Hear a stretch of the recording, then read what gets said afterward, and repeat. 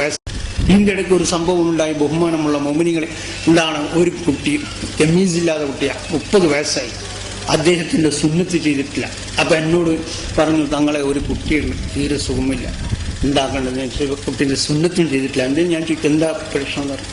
അത് സുന്നത്ത് ചെയ്ത് കഴിഞ്ഞാൽ എന്താണ്, രക്തം നിൽക്കുകയില്ല, മരിച്ചു പോകും ഡോക്ടർ പറഞ്ഞു. അപ്പം ഞാൻ പറഞ്ഞു, നിങ്ങളൊന്നും പേടിക്കേണ്ടതില്ല, നിങ്ങൾ ബദരീങ്ങളെ അവർക്ക് യാസീൻ ഊതി നോക്ക്, എല്ലാം അല്ലാഹു സലാമത്താക്കുന്നു. അതിന് ഞാൻ പറയും ചെയ്തു, നിങ്ങൾ വെള്ളം വെക്കുക, വാത്തിയ ഊതുക, യാസീൻ മുബീൻ്റെ അടുത്ത് ഊതുക, പിന്നെ ഗ്ലോബിനാസ് എല്ലാം ഊതി നിങ്ങൾ കുടിച്ച് ആ കുട്ടിനെ കുളിപ്പിച്ചടയുന്നത്. അങ്ങനെ 39ാമത്തെ അങ്ങനെ തന്നെ ചെയ്തു. 39ാമത്തെ ദിവസം ആ കുട്ടിനെ ഉറക്കിലെന്തായി, സുന്നത്താക്കിയതാ. സുന്നത്ത് ചെയ്തു. ആര് ചെയ്തത്? ഞാനല്ല, അത് ബദരീങ്ങൾ ചെയ്തു. നിങ്ങൾക്കറിയാം, മൂടബെതിരെ ഭാഗത്താണ്. എന്നോട് ഫോണാക്കി അവർ ചോദിച്ച് എന്താക്കേണ്ടത്, നിങ്ങളെ കുട്ടി നോക്കും ചെമ്മീസില്ലാതെ കുട്ടി, ആ കുട്ടീൻ്റെ പഠിച്ച് കളിക്കുന്നു. അപ്പോൾ അവരെന്താന്ന് ശ്രദ്ധിച്ച് നോക്കുമ്പോൾ ഈ കുട്ടിൻ്റെ സുന്നത്താക്കി, ചോര രക്തമൊന്നുമില്ല, ഒരു പ്രശ്നമില്ല.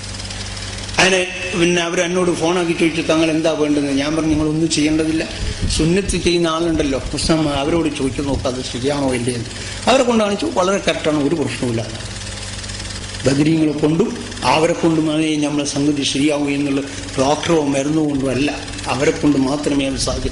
ഇന്ന് ലോകത്തിലെ ഏറ്റവും വലിയ ഡോക്ടർമാർ ബദരീങ്ങൾ തന്നെയാണ്. അവരെ കഴിച്ചു വെക്കുന്ന ഒരു രോഗത്തിന് വരാനുമില്ല, ഒരു വിരിക്കുകയിരിക്കില്ല.